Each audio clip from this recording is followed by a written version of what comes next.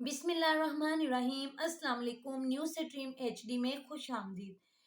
انتہائی افسوسناک واقعہ پیش آیا آج سویڈن میں۔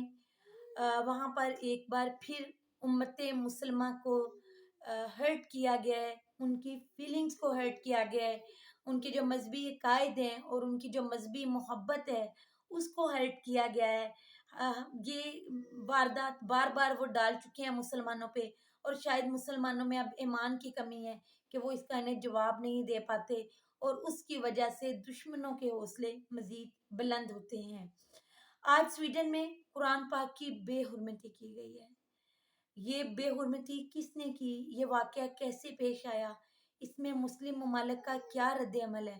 اور کون اتنا بہادر تھا جو کہ اس معاملے پہ بولا تھا، اور اس کے بولنے کے بعد ان لوگوں نے ایسی حرکتیں کرنا چھوڑ دی تھی، اور کس طرح سے پھر عالمی طاقتوں نے اس بہادر شخص کو ہٹایا اور دوبارہ سے یہ کام ہونا شروع ہوا، اور اب اس میں مسلم ممالک کا کیا رد عمل ہے؟ یہ سب میں آپ کو اس ویڈیو میں بتاؤں گی، تو ویڈیو کے اینڈ تک جڑے رہیے گا۔ آج سویڈن میں یہ واقعہ پیش آیا ہے۔ سویڈن میں یہ جو شخص ہے جس نے یہ بے حرمتی کی ہے، یہ جو گستاخ ہے، یہ منحوس انسان، یہ سویڈن کا سیاستدان ہے۔ سویڈن میں یہ پالیٹکس میں ہے۔ یہ ڈنمارک میں پیدا ہوا تھا، اس کا باپ جرنلسٹ تھا اور اس کا بھائی شاعر تھا۔ یہ بڑا لمبا عرصہ ڈنمارک میں رہا، بعد میں یہ سویڈن شفٹ ہو گیا، اور پھر اب اس کے پاس سویڈن کی نیشنلٹی بھی ہے۔ یہ actually far right Danish political party ہے اسٹام کورس، اس کو یہ ایکچولی لیڈ کرتا ہے، یہ منحوس شخص اس کو لیڈ کرتا ہے، اور یہ ایونٹس جو ہے آرگنائز کروایا کرتا تھا۔ 2016 سے اس نے یہ سلسلہ شروع کیا تھا کہ یہ قرآن مجید کو جلانے کے ایونٹس آرگنائز کرتا تھا، لوگ اکٹھے کرتا تھا، اور پھر قرآن مجید کو ہاتھ میں پکڑ کے ناؤز باللہ قرآن مجید کو جلاتا تھا۔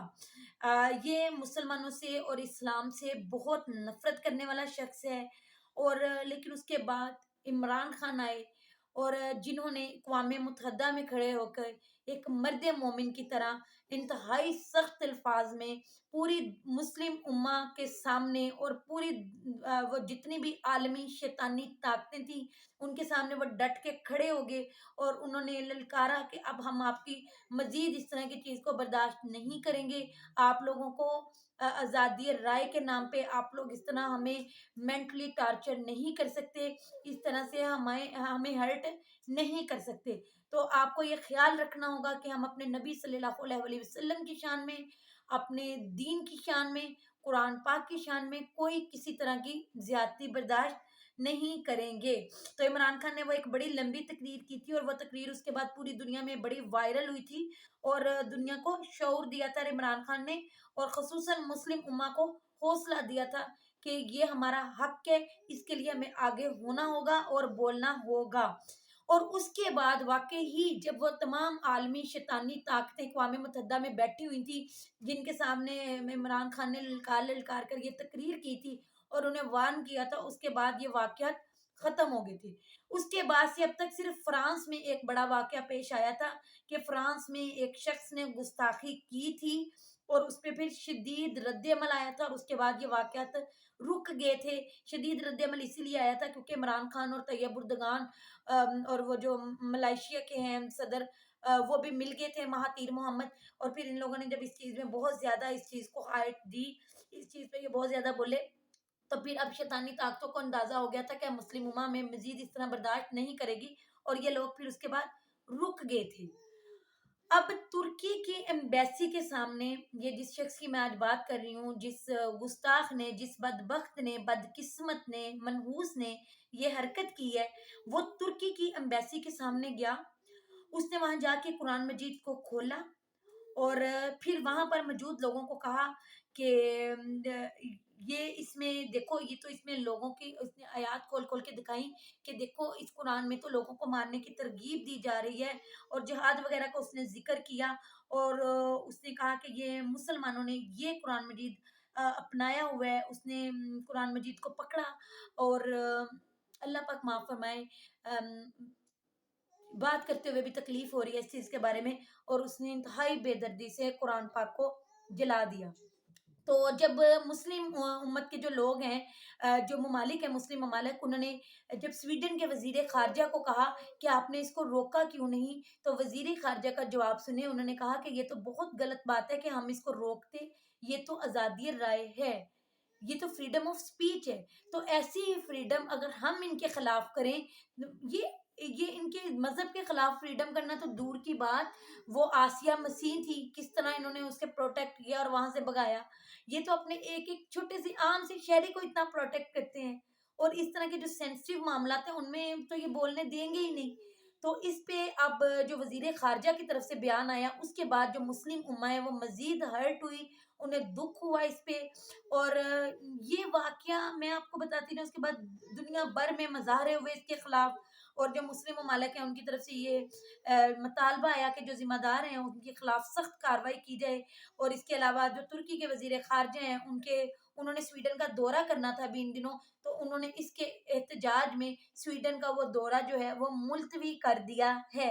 तो ये इन्होंने स्पेशली ये हरकत तुर्की की एम्बेसी के सामने आकर क्यों की, मैं ये भी आपको बताती जाऊँ। मैं आपको ये बताती जाऊँ कि जो तैयब उर्दगान है, उनका भी मज़हब की तरफ बहुत रुझान है, और वो उस वक़्त भी इमरान खान के साथ खड़े हुए थे कि मुस्लिम उम्मा को मुत्तहद होना पड़ेगा, और अब इन सारी चीज़ों को रोकना पड़ेगा। अब इनकी ये गुस्ताखियाँ, ये इनकी बदतमीज़ियाँ मज़ीद बर्दाश्त नहीं होंगी। तो तैयब उर्दगान अभी भी हुकूमत में है, तो उन्होंने तैयब उर्दगान ने इस चीज़ पे बड़ा काम किया कि इस्लाम की तारीख़ के हवाले से उन्होंने ड्रामाज़ बनाए और लोगों को शऊर दिया। और इसके बाद तैयब उर्दगान जो है वो कुरान मजीद की ताकत की बहुत बात करते हैं कि कुरान मजीद में बहुत ताकत है। तो अब ये जो काम किया गया स्पेशली तुर्की की एम्बेसी के सामने, इसके पीछे भी 2 मोटिव्स थे। एक तो उन्होंने ये कहा कि तुम कुरान मजीद की ताकत की बात करते हो, तो अब आओ और रोक कर दिखाओ और बताओ कि कुरान मजीद की ताकत कहाँ है, नाउज़ुबिल्लाह। और इसके अलावा उन्होंने ये भी तुर्की की एम्बेसी के सामने आकर ये भी कहा कि लो हम तुम्हारी एम्बेसी के सामने आकर जला रहे हैं इसे, और तुम कुरान की ताकत की बात करते हो, तो आप बताओ कि ये ताकत कहाँ है और ये तुम्हारे किस काम आई।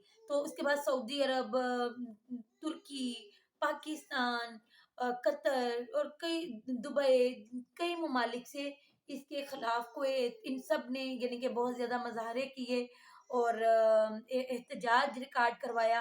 तो लेकिन ज़रूरत है कि अब फिर एक इमरान खान जैसा शख्स आए, और इमरान खान यकीनन इन्हें रास नहीं थे, और उन्हें रजीम चेंज ऑपरेशन के थ्रू ही हटाया, आलमी ताकतों ने ही हटाया, क्योंकि उन्हें मर्द मोमिन जो है वो बर्दाश्त नहीं है किसी तौर पे कि कोई आए और इस्लाम की बात करे और इनके हकूक़ की बात करे, और जो इस्लाम को आगे लेकर चले। अब तक के लिए इतना ही, नेक्स्ट व्लॉग में इंशाल्लाह फिर मुलाकात होगी। अल्लाह हाफ़िज़।